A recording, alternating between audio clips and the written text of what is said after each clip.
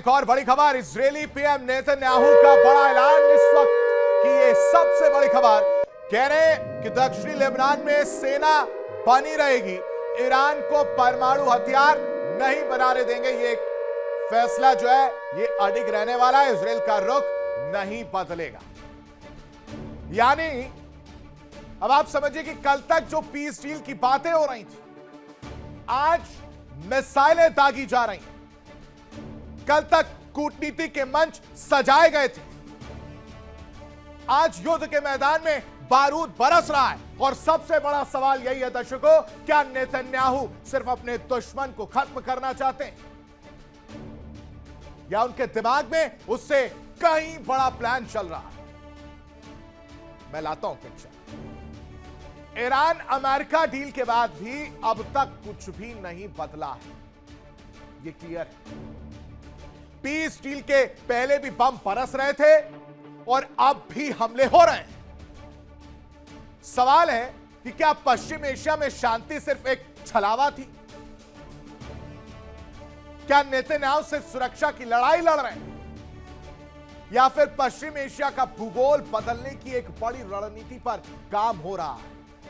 ये 3 पॉइंट्स हैं, अलग अलग तरीके से समझिए।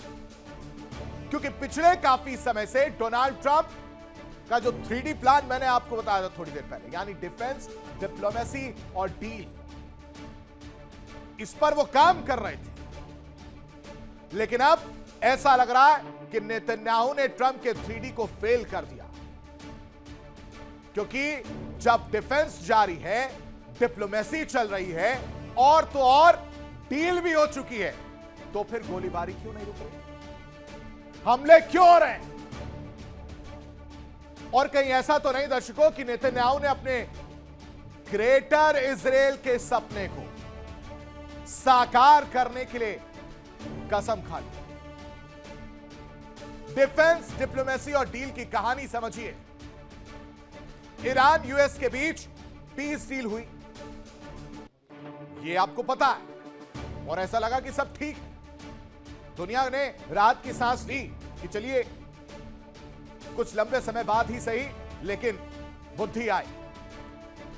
लेकिन फिर देखिए, अभी एमओयू साइन हुए करीब करीब 36 से 40 घंटे का वक्त बीतता है और उसके बाद से पश्चिम एशिया दहल जाता, दक्षिण लेबनान पर इजरायली हमले तेज हो जाते हैं। तो भाई साहब, पीस डील के बाद भी आखिर बम क्यों बरसा रहे? दक्षिण लेबनान पर बड़े हमले क्यों हो रहे? और तो और इजरायल अडिग है, कह रहा है कि अभी भी हमले नहीं रुकेंगे, हमले रहेंगे जारी। और इस बात से ईरान भड़क गया है और फिर पूरी कहानी कहां आके टिक गई, वो आ गई स्टेट ऑफ हॉर्मुज पर। क्योंकि ईरान समझ चुका, हॉर्मुज से नस दबाओ, सबकी धड़कनें तेज हो जाएंगी। और इसी वजह से दर्शकों, जंग की आशंका एक बार फिर से गहराती हुई नजर आ रही है। अब आप समझिए कि इजरायली मंत्री का विवादित बयान क्या है। विवादित वर्ड इसलिए यूज कर रहा हूं क्योंकि लेबनान के पीछे पड़ चुके एमओयू साइन होने के बाद कह रहे हैं कि पूरे लेबनान को जला देना चाहिए, हजारों लेबनानी माओ के आंसू बहने चाहिए, यह कहा जा रहा है। और उसके बाद से ईरान का पलटवार सामने आता और कहता है कि इजरायली सरकार मानवता के लिए खतरा है,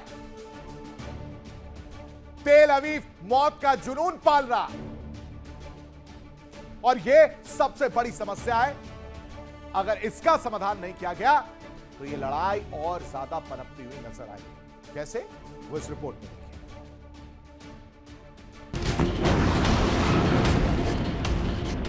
डिफेंस, डिप्लोमेसी और डील,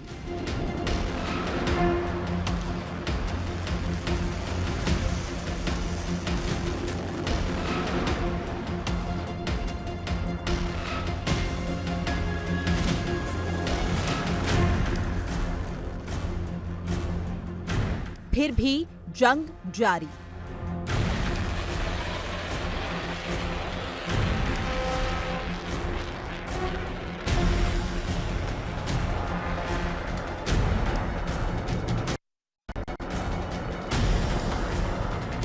ग्रेटर इजरायल के मिशन पर नेतन्याहू।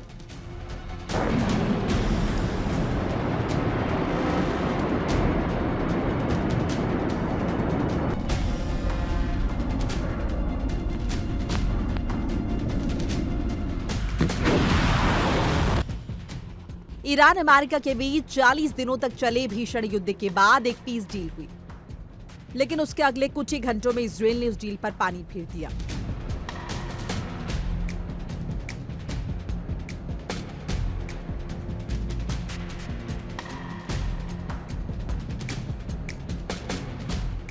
कल तक दुनिया को बताया जा रहा था कि बातचीत होगी, तनाव कम होगा, युद्ध टलेगा, शांति का रास्ता निकलेगा, लेकिन आज पश्चिम एशिया फिर बारूद की गंध से भर गया है।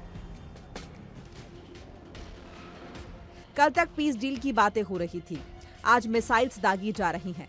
कल तक कूटनीति के मंच सजाए जा रहे थे, आज युद्ध के मैदान में बारूद बरस रहा है। और सबसे बड़ा सवाल यही है कि क्या बेंजामिन नेतन्याहू सिर्फ अपने दुश्मन को खत्म करना चाहते हैं या उनके दिमाग में उससे कहीं बड़ा प्लान चल रहा है। पीस डील के बाद भी लेबनान पर लगातार हमले करना, ये सब केवल इजरायल की सुरक्षा रणनीति है या फिर इसके पीछे छिपा है वो विचार जिसे दुनिया ग्रेटर इजरायल के नाम से जानती है। लेकिन पहले समझिए कि आखिर पीस डील के बाद क्या हुआ। पीस डील के फौरन बाद इजरायल ने लेबनान पर बड़े हमले किए। इतना ही नहीं, इजरायल ने धमकी दी कि हमले बंद नहीं होंगे। इजरायली राष्ट्रीय सुरक्षा मंत्री बेन गुविर ने कहा कि दक्षिणी लेबनान में घरों को नष्ट करना बंद नहीं कर सकते। इन हमलों के बाद ईरान बौखला गया और कुछ देर के लिए हॉर्मुज स्ट्रेट फिर से बंद किया गया। पश्चिम एशिया में फिर टेंशन चरम पर पहुंच गई। थोड़ा हालात सामान्य हुए और फिर हॉर्मुज स्ट्रेट खोल दिया गया, लेकिन इसके बाद भी इजरायल की धमकी लगातार जारी रही। इजरायल के सुरक्षा मंत्री इतमार बेन गुविर ने कहा कि पूरे लेबनान को जला देना चाहिए। एक इजरायली मां के बदले हजारों लेबनानी माओं के आंसू बहने चाहिए। इजरायल के इस बयान के बाद ईरान में जबरदस्त गुस्सा देखा गया। ईरान के विदेश मंत्री अब्बास अरागची ने एक पोस्ट में कहा कि किसी ऐसे वैसे सिरफिरे या नरसंहार करने वाले पागल व्यक्ति की बकवास नहीं है। ये इजरायली सरकार के राष्ट्रीय सुरक्षा मंत्री की एक सार्वजनिक पोस्ट है। टेल अवीव में स्थित नरसंहार करने वाला और मौत का जुनून रखने वाला ये गुट पूरी मानवता के लिए खतरा है। ये सभी इंसानों के लिए खतरा है। इसकी एकमात्र दिलचस्पी हमेशा युद्ध जारी रखने में है। यानी दर्शकों समझिए कि भले ही 60 दिनों के लिए पीस डील पर साइन हो गए, लेकिन हालात बिल्कुल वैसे ही हैं जैसे पीस डील के पहले थे। आखिर इजरायल क्यों नहीं रुक रहा है? तो अब समझिए कि इस अंतहीन बारूद, इस खूनी जिद और पीस डील को ठेंगा दिखाने के पीछे की असली इनसाइड स्टोरी क्या है। इसके पीछे बेंजामिन नेतन्याहू का वो सपना जिसे ग्रेटर इजरायल कहा जाता है, और उस सपना को पूरा करने के लिए, उस सपने को पूरा करने के लिए आप समझिए केड़ी चोटी का जोर लगा सकते हैं नेतन्याहू। दुश्मनों को खत्म करने की नीति अपनाई गई है। इजरायल का सपना है कि पड़ोसियों को कमजोर करो, विरोधी गुटों को खत्म करो और फिर आगे बढ़ो। यानी क्षेत्रीय ताकत का विस्तार और उत्तर दिशा में प्रभाव बढ़ाना है। यानी रास्ते की सबसे बड़ी बाधा क्या है वो भी समझिए। ईरान का एक्सेस ऑफ रेजिस्टेंस वो भी नजर आ रहा है। कैसे, वो इस रिपोर्ट में।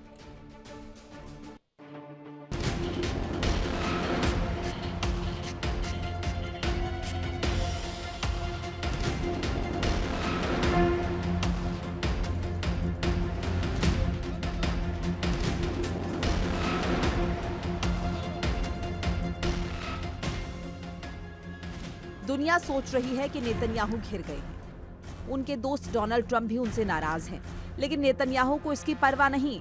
नेतन्याहू के दिमाग में पनप रहा है वो प्लान, जिसके बारे में उन्होंने कभी खुलकर बात नहीं की। लेकिन माना जाता है कि ग्रेटर इजरायल के अपने सपने पर वो तेजी से काम कर रहे हैं। इसकी शुरुआत वो पिछले साल ही कर चुके हैं।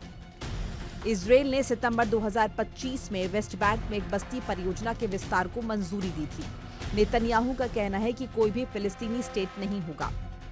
नेतन्याहू के ग्रेटर इजरायल के नक्शे में कौन कौन से देश आते हैं जिन पर कब्जा करने की सोच इस एजेंडे का हिस्सा है। रिपोर्ट्स के मुताबिक ग्रेटर इजरायल में पूरा फिलिस्तीन शामिल है, जिसमें वेस्ट बैंक और गाजा पट्टी का नामो निशान मिटाकर उसे पूरी तरह इजरायल में मिलाना शामिल है। दूसरे नंबर पर है जॉर्डन, ये इजरायल का पूर्वी पड़ोसी देश है। तीसरे नंबर पर है लेबनान, जिसका नामो निशान मिटाने की धमकी खुद इजरायली मंत्री दे रहे हैं। इसके अलावा सीरिया के बड़े हिस्से पर भी इजरायल की नजर है, जहां इजराइल पहले से ही गोलन हाइट्स पर काबिज है और लगातार हमले कर रहा है। इराक के कुछ हिस्से भी, सऊदी अरब का उत्तर पश्चिमी हिस्सा भी शामिल है, यानी तेल के कुओं और अरब की इस धरती का एक बड़ा भूभाग। यह है ग्रेटर इजराइल का वो सपना जिसके सामने नेतन्याहू के लिए किसी अंतर्राष्ट्रीय कानून, किसी संयुक्त राष्ट्र और किसी पीस डील की कोई कीमत नहीं है।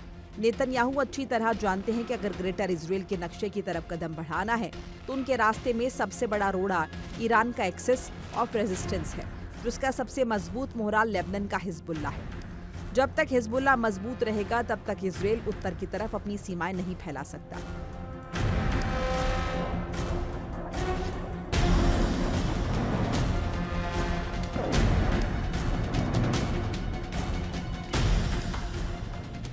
पीस डील के नाम पर ईरान को शांत रखना और लेबनान पर हमले करना रणनीतिक कदम हो सकता है।